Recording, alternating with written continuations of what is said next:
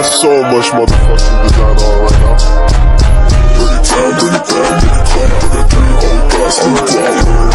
Bitches on the line, you know. Assalamualaikum warahmatullahi wabarakatuh. Di sini saya akan menjelaskan tentang tawakal.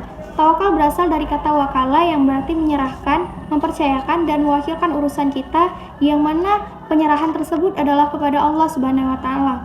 Tawakal adalah membebaskan diri dari segala ketergantungan selain kepada Allah dan menyerahkan keputusan segala sesuatu kepada Allah Subhanahu wa Ta'ala.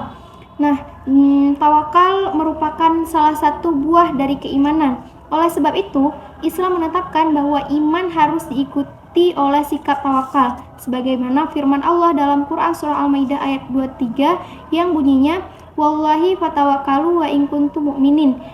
Artinya, dan hanya kepada Allah hendaknya kamu bertawakal jika kamu benar-benar orang yang beriman. Menurut Imam Sya'rawi rahimakumullah, yang disebut tawakal adalah ketika badan terasa lelah lantaran berusaha dan hati merasa senang karena yakin kepada Allah. Nah, jadi tawakal itu bukan cuma pasrah tanpa berlelah-lelah, tetapi tawakal itu justru harus ada lelah lantaran berusaha. Karena tawakal itu tugasnya hati, bukan tugasnya badan. Sementara badan tugasnya adalah berusaha.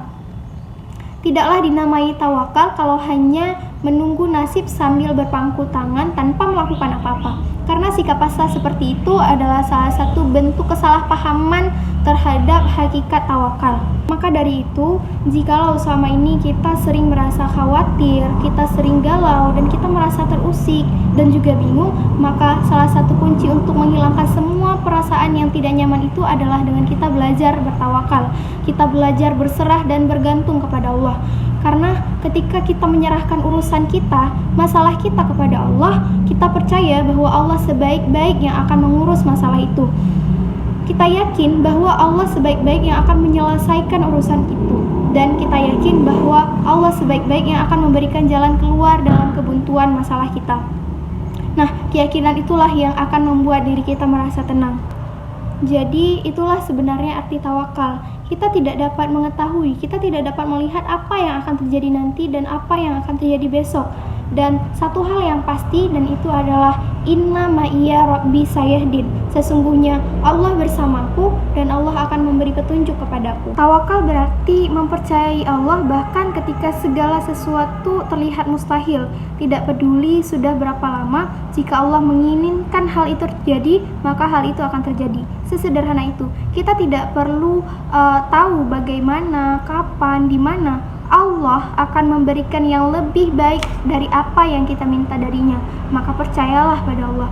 Sesempurna apapun kita merencanakan masa depan, tetap sisakan ridho di dalam hati kita bahwa hari esok mungkin tidak sesuai dengan kehendak kita, di luar dengan kemauan kita.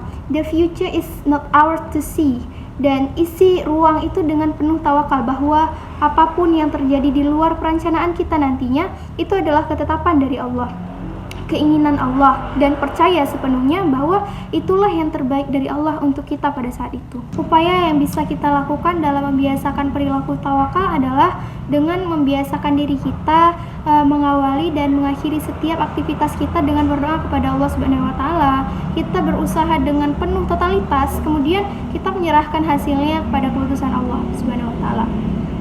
Lalu apa saja dampak positif yang bisa kita peroleh apabila kita mau membiasakan perilaku tawakal kepada Allah? Yang pertama adalah meningkatkan keyakinan dan keimanan kepada Allah. Kemudian hikmah dari perilaku tawakal adalah kita akan memperoleh ketenangan dan ketentraman jiwa. Kemudian mengurangi beban pikiran karena kita yakin bahwa manusia hanya berusaha, Allah yang menentukan. Demikian yang dapat saya sampaikan tentang tawakal. Semoga dapat menambah wawasan kita. Lebih dan kurangnya saya mohon maaf. Wabillahi taufiq wal hidayah. Wassalamualaikum warahmatullahi wabarakatuh.